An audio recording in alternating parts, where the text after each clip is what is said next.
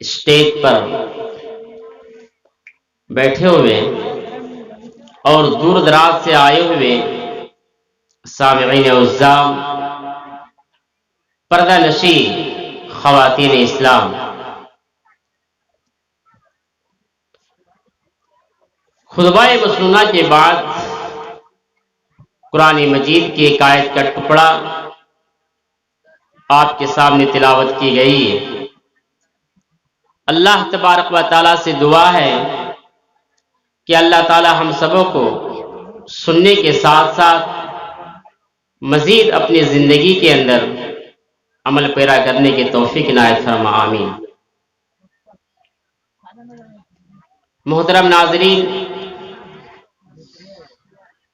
در حقیقت میں ہر شخص اس بات سے واقف ہے کہ یہ دنیا کی زندگی کی کوئی حقیقت نہیں ہے۔ ہر شخص اچھی طرح سے جانتا ہے کہ آنکھیں اگر بند ہو گئی تو کل ہمیں قبرستان کے اندر دفن کر دیا جائے گا،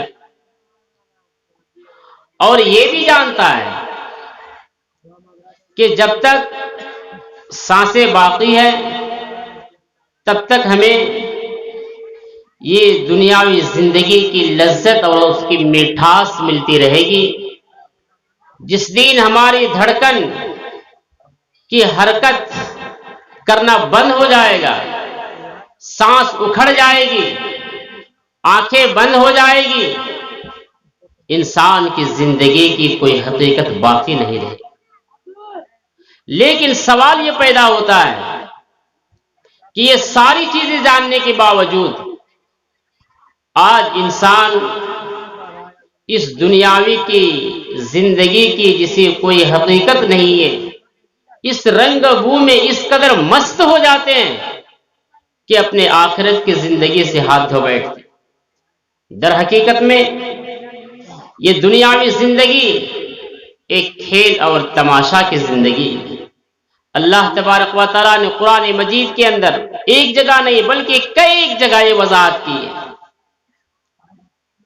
کہ لوگوں آنکھیں کھولنے کی ضرورت ہے، لیکن افسوس، صد افسوس، آج ہر شخص اس بات پر آس لگا بیٹھی ہے کہ ابھی جوانی ہے، ہمیں کچھ کر لینا ہے، جب بڑھاپا کا زندگی آنے والا ہے اس دن کے لیے ہر شخص اتنی روزی اکٹھا کر لیتا ہے کہ وہ یہ نہیں دیکھتا کہ یہ مال ہم کس طریقے سے لا رہے ہیں، کسی غریب کا خون چوس کر کے لا رہے ہیں یا کسی یتیم اور بیوہ نہ جانے کس طریقے سے وہ مال کما رہا ہے، اسے احساس کمتری تک نہیں ہوتی۔ بڑی افسوس کی بات ہے۔ وہی بات اللہ تبارک و تعالیٰ نے قرآن مجید کے اندر نقشہ کھینچا ہے، یا ایھا الذین آمنوا اتقوا اللہ ولتنظر نفس ما قدمت لغد۔ اے ایمان والو، میرے بھائیو، یہاں تو غور کرنے کی بات یہ ہے، کہیں بھی قرآن مجید کے اندر آپ یہ اٹھا کر کے دیکھ لیجئے جہاں یا ایھا الناس کے جملے اللہ تبارک و تعالیٰ نے خطاب کیا ہے، وہاں یا ایھا الناس سے مراد سکھ بھی ہے، عیسائی بھی ہے، یہودی بھی ہے، مجوسی بھی ہے، نصرانی بھی ہے۔ آپ یوں سمجھ لیجئے کہ اس روئے سرزمین پر جتنے بھی خطے میں بسنے والے لوگ ہیں، سارے کے سارے لوگ یا ایھا الناس سے مراد لیا گیا ہے، لیکن اللہ تبارک و تعالیٰ نے یہاں ناس کی جملہ استعمال نہیں کیا ہے بلکہ یا ایھا الذین آمنوا اتقوا اللہ۔ یہاں تو اللہ تبارک و تعالیٰ ایمان والوں سے مخاطب ہے، اے ایمان والو جو نبی کے نام پر کلمہ پڑھنے والے ہیں، جو اپنے آپ کو نبی کے شہدائی کہتے ہیں، جو اپنے آپ کو نبی کے نام پر کلمہ پڑھتے ہیں، جو لا الہ الا اللہ کا اقرار کرتے ہیں،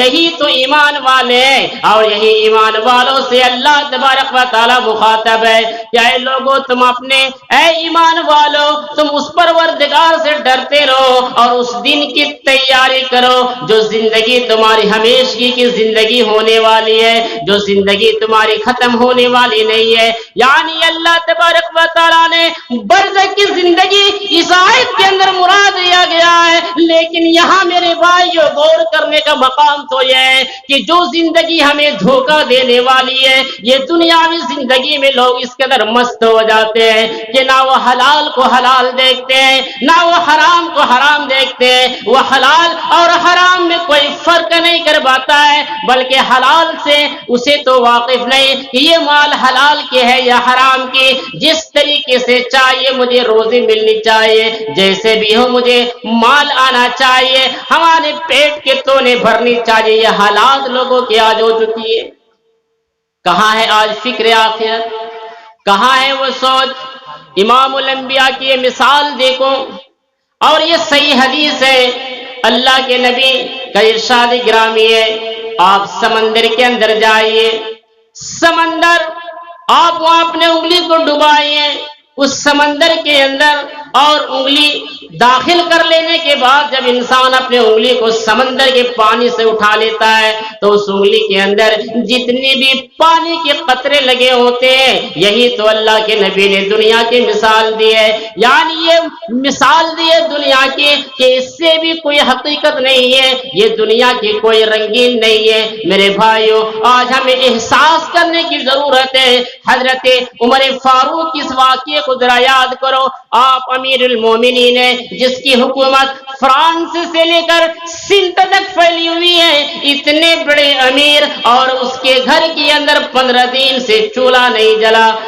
تاریخ کے اندر یہاں تک نقل کیا گیا ہے، خصائص علامہ سیوطی کے اندر یہ بھی نقل کیا گیا ہے کہ عمر فاروق رضی اللہ عنہ اتنے بڑے خلیفہ، اتنے بڑے امیر کہ جس کی حکومت فرانس سے لے کر سندھ تک پھیلی ہوئی ہے، اتنے بڑے امیر کے گھر میں کئی دن سے چولہا نہیں جلا ہے۔ ان کی بیوی حمل سے، زاد المعاد ابن قیم کے اندر یہاں تک لکھا ہے کہ ان کی بیوی حمل سے ہے اور بھوک سے نہیں ڈالے، پانی پی پی کر کے گزارا ہو رہا ہے۔ میرے بھائیو، یہاں تو غور کرنے کی ضرورت یہ ہے کہ ایک دن عمر فاروق رضی اللہ عنہ کی بیوی اپنے گھر کے نوکرانی سے کہتی ہے کہ جا اور بیت المال سے کچھ راسن لے کر کے آ جانا۔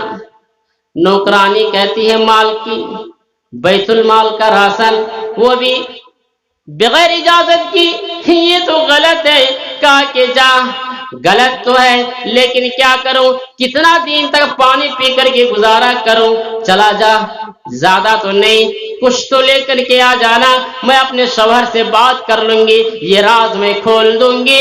عمر فاروق کی بیوی نوکرانی سے یہ مشورہ کر رہی ہے، باتیں چیتیں کر رہی ہے، نوکرانی کو جانے پر آمادہ کر دیتی ہے۔ نوکرانی جاتی ہے، رات کے تہائی حصے میں یہاں تک لکھا گیا ہے کہ رات کے تہائی حصے آج کے تاریخ میں اگر وقت لگایا جائے تو یعنی وہ تہجد کا وقت تھا۔ یہی تو نقل ہے، عمر فاروق رضی اللہ عنہ اس رات وہ بھی تہجد کے عادی تھے، رات کے وقت تہجد کی نماز کے لیے اٹھتے ہیں، اور وہ نوکرانی بیت المال سے بھرا ہوا دودھ میں وہ گلاس اپنے ساڑی کے آنچل میں وہ چھپا کر کے آ رہی ہے۔ جب ان کے چلنے کی پیر کی آہٹ عمر فاروق کی کان میں سماعت کرتی ہے تو نوکرانی چونک جاتی ہے اور وہ پیچھے ڈر سے ہٹنے لگتی ہے۔ عمر فاروق پیچھے موڑ کر کے دیکھتے ہیں کہ یہ نوکرانی اتنی رات میں بیت المال کی طرف سے آ رہی ہے، اسے روکا گیا، اے سچ بتا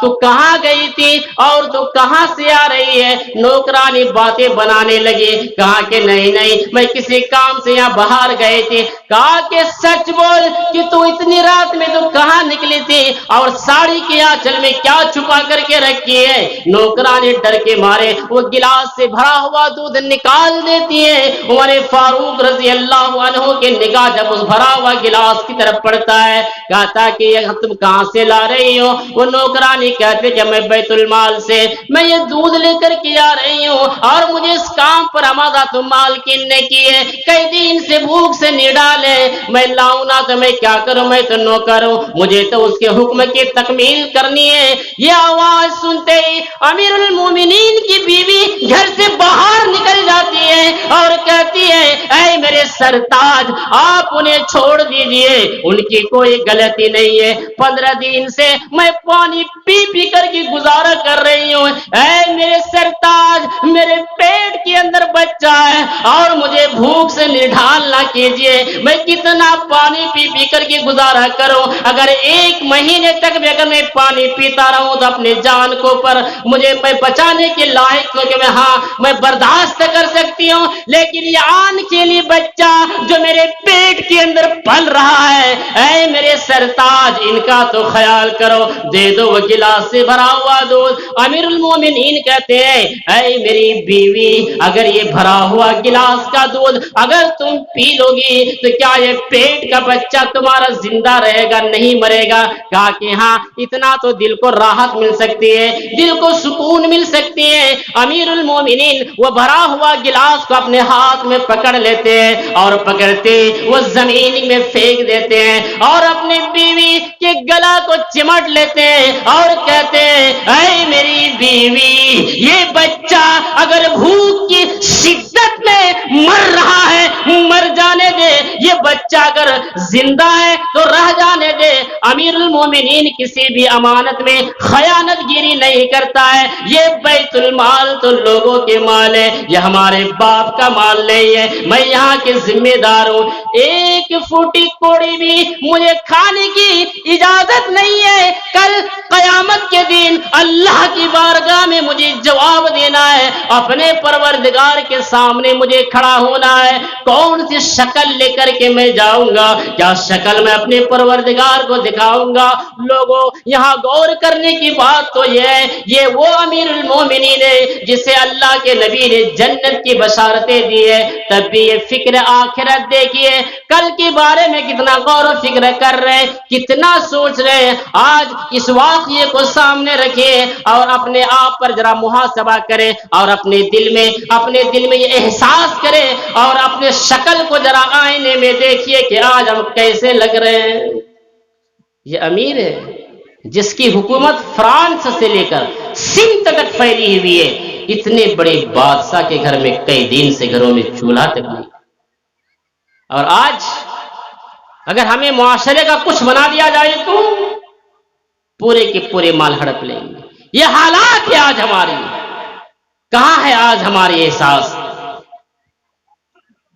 یقین جانیے جو انسان ایسا کرتا ہے اپنی دنیاوی زندگی کو ترجیح دیتا ہے اور آخرت کی زندگی کے بارے میں غور و فکر نہیں کرتا ہے, تو اس طریقے سے کھا کر کے اس کے حدیث کے اندر آتا ہے کہ اس کے دل کے اندر ایک سیاہ نقطہ پڑ جاتا ہے, سیاہ سا نقطہ.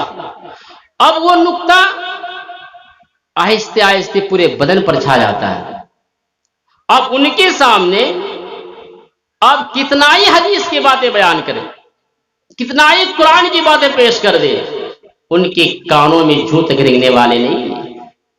کوئی احساس نہیں, کوئی خوف نہیں, کوئی دہشت نہیں انہیں, ان کا دل پگھلنے والا نہیں ہے. کیوں کہ وہ حرام کھا کر کے دل مردہ ہو چکا ہے. تو کھا کے احساس ہوگا. یہ حالات ہے آج ہمارے. کہاں جا رہے ہیں آج ہم؟ کیا کر رہے ہیں؟ سوچ رہے ہیں؟ اللہ نہ کرے ایسا ہو. ابھی ہم سب یہاں بیٹھے ہیں, رات کے 11:20 ہو رہا ہے. اب یہاں سے کوئی شخص ابھی بیان ہونے کے بعد اپنا گھر جائے گا. نہ کرے اللہ ایسا ہو, کیا کوئی گارنٹی ہے کہ آپ اپنے گھر تک صحیح سلامت پہنچ جائیں گے؟ کوئی شخص اس بات کی گارنٹی دے سکتا ہے؟ نہیں. حدیث کے اندر آتا ہے, جو بخاری کی روایت ہے, کہ صبح ہو جائے تو شام کا انتظار نہ کرو, اور جب شام ہو جائے تو صبح کا انتظار نہ کرو. تم صبح ہوتے ہی مردوں میں لکھے جاؤ گے, زندوں میں کوئی شخص نہیں جانا. بعض حدیث کے اندر یہ بھی ہے کہ اگر دائیں طرف سلام پھرے تو بائیں طرف کا انتظار نہ کرنا. آج کہاں ہے؟ کوئی احساس نہیں ہمیں اپنے آخرت کے بارے میں. بس کھانا ہے, پینا اور مستی کرنا, یہ حالات ہے آج.